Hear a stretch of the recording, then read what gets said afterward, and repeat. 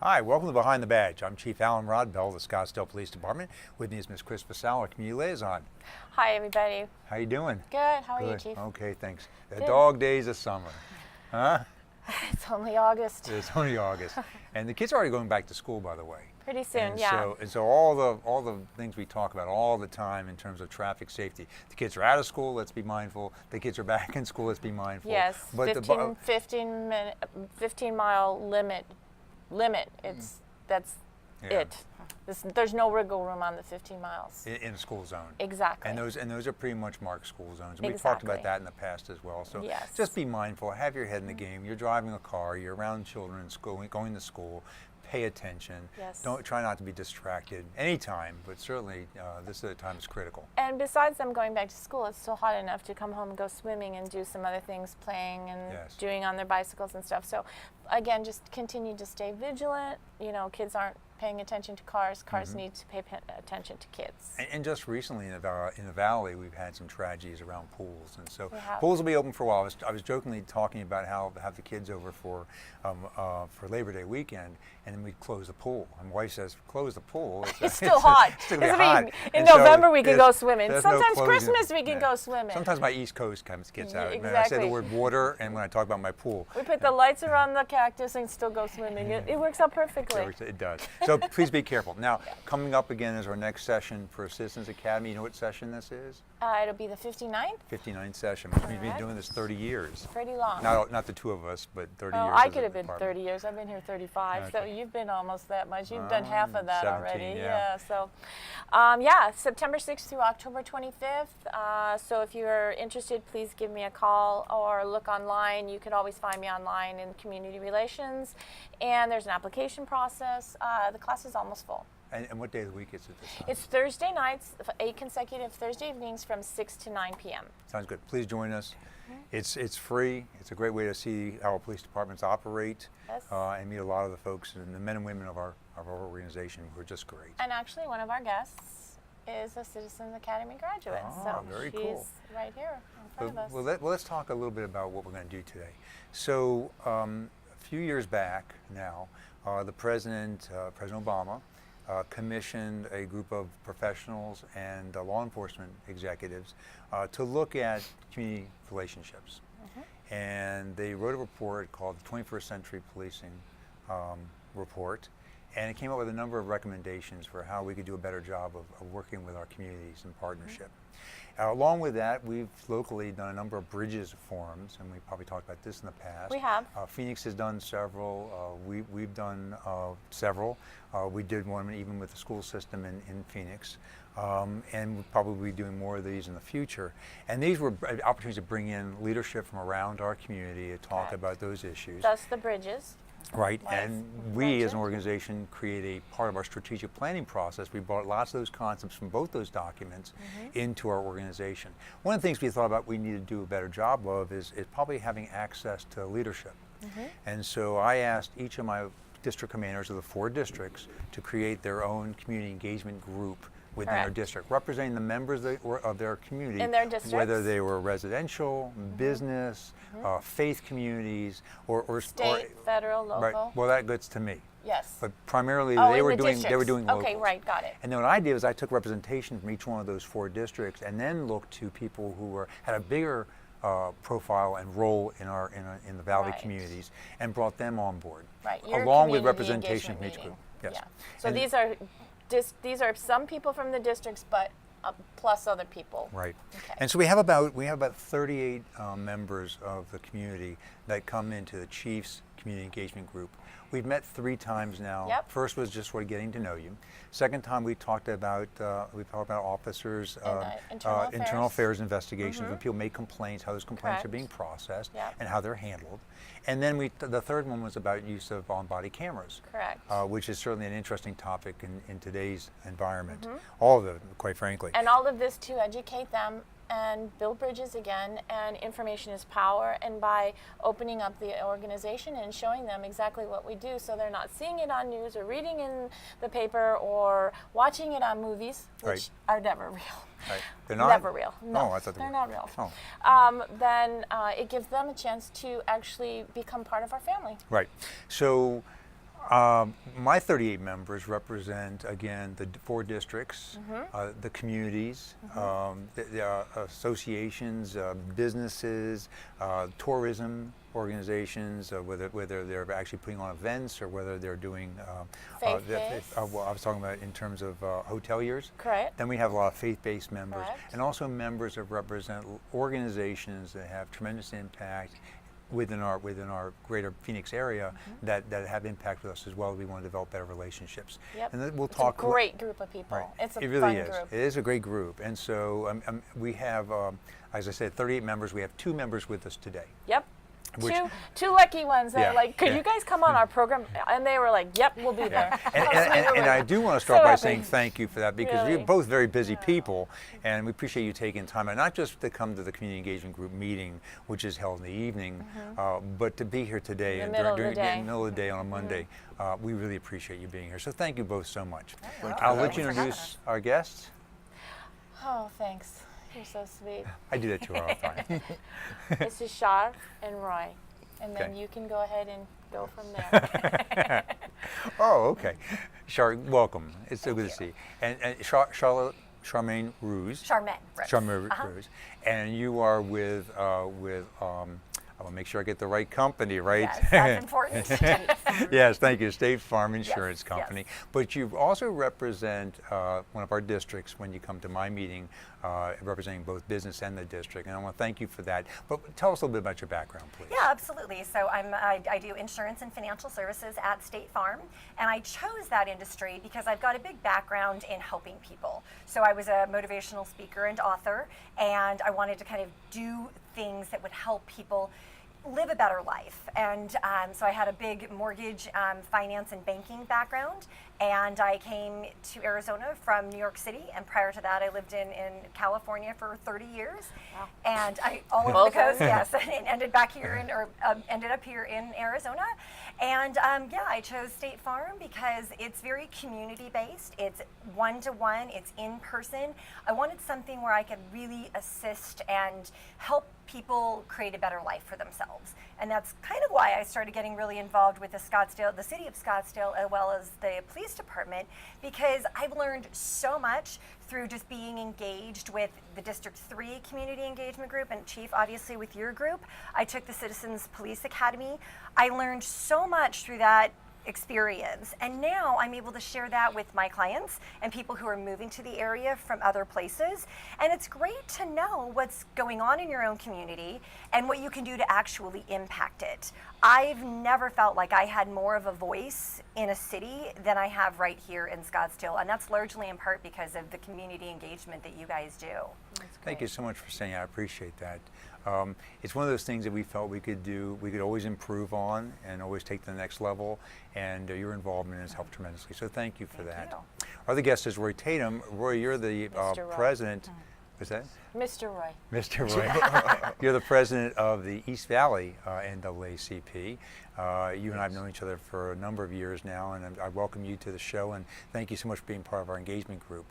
Well, thank you for having me. Tell me a little bit about your background. Tell the folks a little bit about your background. Well, my background is basically politics, political and community action, activism, organizing.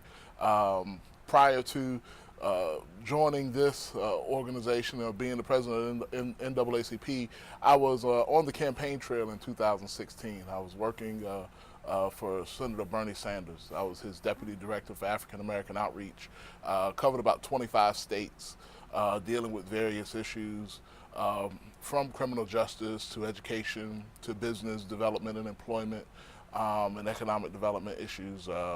So I got to get a good glimpse of what America wanted and what was going on and the attitudes politically in America prior to the election. I was aware of people who were voting and people that were not voting for whatever reason or turned off from the political process. And I thought it was very interesting. And the issue of policing, I mean, I've always said I felt that I would probably be one of the last people to sit with police chiefs and police officials because our relationship wasn't always a positive one. But due to our relationship, I feel that we've improved the perceptions especially here locally. And I believe that many people need to get educated and get involved. I hope more people join the Citizens Academy. I also serve on Sheriff Penzone's board, and I went through his academy. And so that taught me a lot about the process of policing and the job that you all go through. I don't envy you one bit. However, I want to make sure that our law enforcement community hears multiple voices and understands that not everyone may be just the same example of the movies, may not be real. So if Training Day isn't real, then Boys in the Hood isn't real all the time. And so Exactly. we want to make sure that we have realistic expectations of our community, and we're looking through the proper lens. So I'm happy. I'm happy to serve on the boards. I'm not quiet in our meetings because I believe that's for multiple reasons. I believe one of the board that you've put together is probably one of the most diverse, one of the most intersectional boards that I've ever participated on. And so to be able to talk to members of the faith community, the business community, law enforcement community, civil rights community, and attorneys or whatever, or past judges, is an amazing mix of community that you've put together right here in Scottsdale. And I believe that Scottsdale is incredible for having you as the police chief. Oh, boy, thank you. I appreciate it very much. It's a two-way street, quite frankly, because it becomes a partnership. I mean, we need to talk to each other, not at each other. Our relationship has been such throughout the years, and I've been a member of the East Valley branch of the NAACP since I've been here, and prior to that, back in Montgomery County, where I grew up. It's always been about relationships and trust, and it's been about willingness to speak to each other when concerns pop up as opposed to reacting. Right. And so you're very quick to call me and say, hey, I heard this, or this is going on, what's the truth? And it's been that kind of opportunity for me to say, you know what, I don't know, I'll look into it, I'll get back to you, or this is what's really happening, you need to be aware of this. And I think that's helped tremendously for the betterment of our entire community, quite frankly. And I also think it's good for police to have what the citizens, we deal a lot with citizens, and Chief has many outreach programs throughout our department. I mean, it's service above self. That's our motto for the department. But it's really, even for me, I've been on 35 years. I love coming to see you guys talk in the engagement committee, because some of the stuff that you ask is like, oh, I didn't think of that. I'm going to put that in Citizens Academy. Because it's a different perspective, or something that maybe we didn't think about, or maybe something that we do that you didn't think of, which is the whole essence of the Citizens Police Academy, is information is power, and you need to see that we are more than just the uniform. There are people behind the uniform that have families, and their fathers and mothers and brothers and sisters. They have children, they have tragedies, they have sickness. We are the same as everybody else. We just wear a different uniform. And so that is the essence of the Citizens Academy, and what we are trying to project to the people, so that they know, okay, now you see us in a different light. So sometimes when you hear something, think, I'm going to call Chris, I'm going to call the chief, I'm going to find out what happened, to get our side before somebody jumps to a conclusion. I'm glad you brought up the uniform, because what I believe, when I see the uniform, I believe I'm seeing a public servant. And what many people in the community should be able to feel, they should be able to feel that when a person puts on a uniform and the badge, that person is there to serve them, not to hurt them, harm them, interrogate them, make them feel uncomfortable, or immediately assume that they are out to get you. Or a criminal, so to speak. And so I'm hoping that as we talk about community policing and 21st century policing, that 21st century policing transforms the mindset of some officers in certain communities to be more service oriented. And I do believe we've seen some tremendous changes in police culture throughout the years. I've been in this business for 42 years. I've seen a lot of change in culture, a lot of new technologies, a lot of new success stories, but also a lot of changes in attitude. And so I think that as we continue to challenge police departments to be accountable, I think they're up to that challenge in trying to find new ways to make those outreach efforts. You mentioned before we went on camera, how do people get a hold of police if it's not 911? Right. Because it isn't always an emergency. And we talked about the new new world of communication now. People communicate by text, by tweets, by by email, by Facebook. Not everybody's picking up a phone to make phone calls anymore, and so all that is something we have to adjust to make sure that we are receptive to our communities, and we're doing that by building new ways of communicating. At the same time, the frustration for us is that because people can put things out so quickly, sometimes they put out misinformation or they put out downright falsehoods. They know they're putting out falsehoods, and we have to react to that immediately, and yet we have to investigate and spend time getting to the facts to put the facts out. And sometimes that demand for information and our inability to give facts right away can sometimes hamper our ability to develop that relationship with the community. Why aren't you telling us what we need to know? Right. Well, it's because we don't know what we need to know yet. Right. And even if it's bad for us to let you know, we're going to let you know, but we got to get to the bottom of it first. And so we need that time, and that can be very stressful. But these relationships that we have with the community engagement groups, they understand that, and they understand, okay, they're working on it. And we don't ask that the community engagement group go out and be our advocates. Just help people understand is what we would ask. Help people understand why it takes so long for the police to get to the bottom of something when you've already got a tweet saying this happened. From somebody who may not even have been there. And so that's one of the huge benefits I see with having a group like the group that we have. And I would say that's a huge benefit of the Citizens Police Academy as well. It opens up your awareness of what goes on behind the scenes. There was so much that I had learned that I never knew what the process was or how things occurred or when or why they occurred in the way that they did. And by going through the academy and being a part of the boards, it allows us to know what really happens behind the scenes. And I think when we hear other people in the community talking, we're able to kind of say, well, that's not exactly how it happens. I would really encourage you to go through the academy or go contact your local police department, because they can share with you a little bit more about what goes on behind the scenes and why things are done the way that they're done. Absolutely. So, I was going to say, I think what's on the, when we talk about how to use the police or how to contact the police, one of the things, over the last few weeks, we've seen a number of people calling the police for what I would like to call maybe frivolous issues. Whether they see someone in the community that they don't believe should be there, or they don't understand what's happening, where we've seen the police called on African American males at the pool, young man cutting grass. There was another situation where a young boy opened up a hot dog stand, and people were asking, do you have a business permit? And people would call the police, or selling water. I mean, so there have been multiple situations where you see people call the police for non-life-threatening issues. So I want to educate people. I'm hoping that we can educate people on when is it appropriate to call the police for something that may not be a life-threatening, or there's really no crime being committed, but you're curious. Why not just ask the question? So some of the theory behind that is that police departments or police officers are government 24/7, and so people don't know to call who fill the hole in the road. Police won't fill the hole in the road. You wouldn't believe the calls we get. We don't There's fill a duck in my pool. Yeah. I went to that call. There's a duck in my pool. Well, they call represent us for government. everything. So we represent government 24/7. They know they can get a hold of us, and that's part of the problem with that.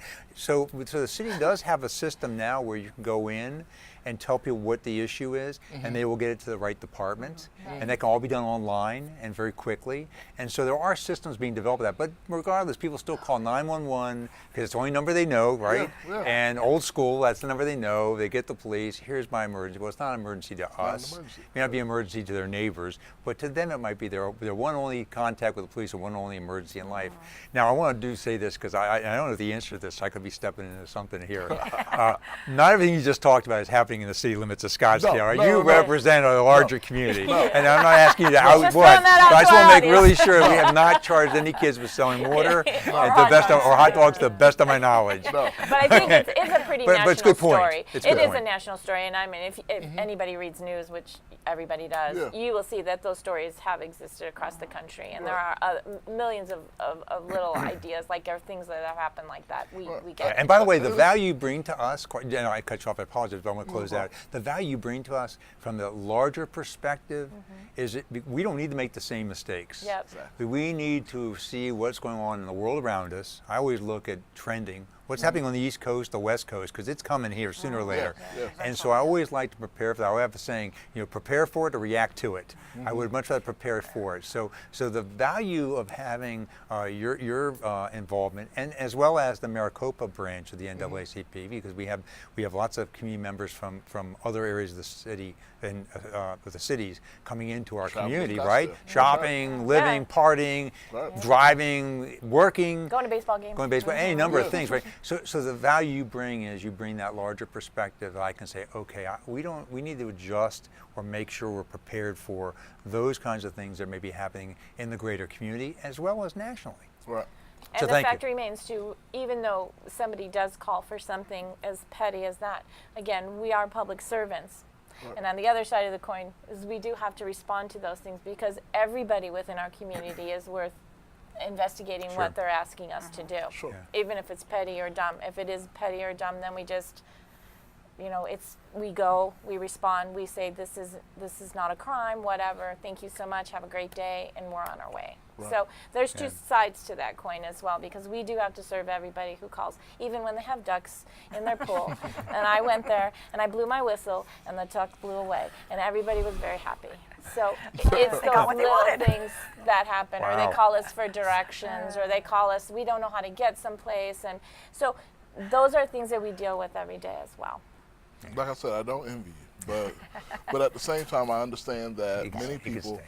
will reach out to the police for various issues, and I want to make sure that communities feel respected, protected, and served when they encounter the police, regardless of the situation.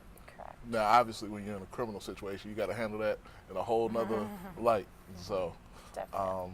Yeah. Well, I certainly have enjoyed our relationship and working with you all, and I thank you for allowing that relationship to prosper. So thank you for that.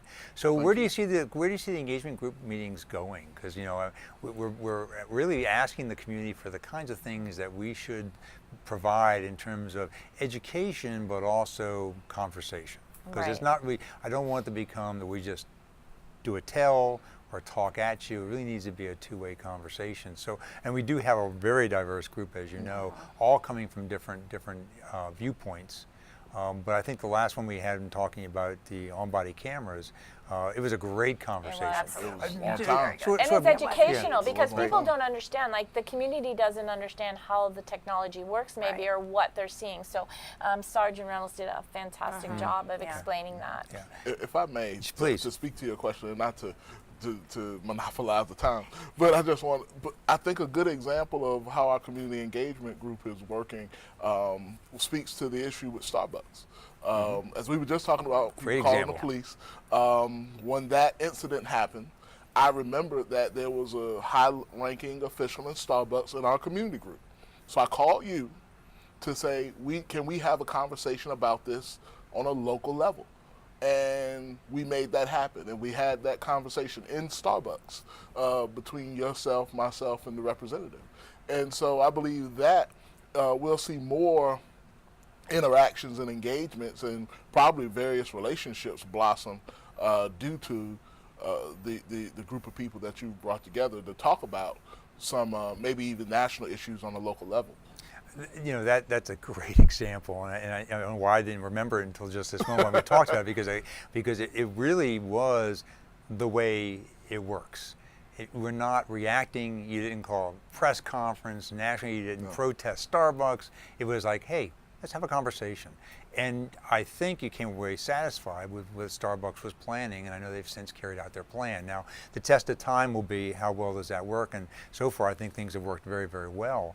But the very fact that we took a national issue all the way on the other side of our country, right, in the Right. nation, and brought it locally and said, okay, how are we going to deal with it is exactly how it should work, and it's the greatest example I could think of. So thank you for remembering. And that's how it Yeah. begins. You have to begin somewhere. And that is just a perfect example of starting something that can be so big, so small, and then just let's make it work. Well, this is what we do, and then communicating. Information is power, and that's one of the most things that I stress in the Citizens Academy. You can't be opinionated, or you can't have opinion if you don't have all the information. And it's that dialogue that is the most important. And Chief, I think what you said earlier about prevention is really key. And I think that that's what having these boards and having just people from the community be involved, because it allows more people to know they have a voice. If something goes on, we can start when it's small, before it's big, or before it comes to our area, and says, these are the things that you need to look out for. These are the things that you can do to prevent. If you see something that's happening somewhere and it doesn't seem right to you, it's okay to contact the police department, ask them what you should do. What can we do?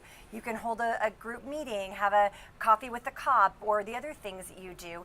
And it allows people to actually have a voice before they necessarily need to scream it from the top of their lungs because something's gone wrong. And So see it's how the process goes. Exactly. Because, like you were saying, right, when we first sat down as well, that people sometimes are afraid. They're afraid to call. Absolutely, yeah. No, you can call us anonymously. Know that you do not have to give a name for us to go to a situation. So don't be afraid. You know, call somebody. We can give you the information. Ask a question. Can I do this? What if I have drugs in my house that I want to dispose of? What do I do? Call us. You don't have to give us their name. We will give you the information that you need. Don't be afraid to call. Yeah. It's so important because we talk about this all the time. We talk about crime prevention. People see something, they don't know their neighbors as well as we used to know in the good old days when everybody watched out for everybody else. Right. But you see somebody backing a truck up, moving out, and you hadn't heard anybody was moving, the house wasn't for sale, and they're loading everything up. We tell people, call us. I mean, you're not bothering us. Right. You're not, that's what we do. do. We'll Oh, come really? by, they're That's not- moving, let's together. wish them luck. That's That not true. happens. That's not true in my cul-de-sac. You know everybody there. No, They no, know each neighbors other. that know everybody. They And know and everybody. they educate Yeah. me when I that's good. moved into my Right, community. I got educated. Oh, they had like an indoctrination process in your community. Shout Huh? out Here are the rules. to Miss Vicky. Miss Vicky educated me. It's always good to have Mrs. Kravitz. Do you all, I know the younger audience won't know who Mrs. Kravitz is from Bewitched, but my neighborhood calls me Mrs. Kravitz because I'm always looking out the Right. windows That and figuring out probably who is it is. too. So I I cannot imagine that, Chris. Mrs. Kravitz, I oh, cannot really imagine good. it. My sister even calls me Mrs. Kravitz. Okay, We need to get back to that Yes, because exactly. their communities. Growing up, my grandmother would sit on the porch. And She would know everybody. She'd watch, Know what's watch the going on kids in get the out in the street. neighborhood. Exactly. You know, why aren't you home? Did you do your homework? Yeah. Exactly. You know? And then I will say for that, good for your grandmother because again there was respect for your elders. Yeah. It was yeah. a different Yeah, time. absolutely. And that your grandmother is the one that kept that neighborhood together. Oh, It's yeah. the truth. Oh yeah. So help us get back to those good old days because Yes. there's some Right, real right. value to knowing what's going on in your Absolutely. communities. I want to say thank you to both of you. Yeah. Your- Our your- 28 minutes is your over. energy level, if I could just quick it bottle is. up and take it home. See, I was just about to talk about the policeman walking down the street. Thank you both Thank you very guys much so for being much for members being here. of our community. Thanks for being members of our organization's outreach efforts, and thank you for the support we get from you every day. So thank you guys both for your friendships. Well, thank See you next Yeah, I guess month. that was quick, but anyway, thanks so much. We'll see you guys next month. Until Bye. then, be safe, Stay cool. stay cool. See you next time.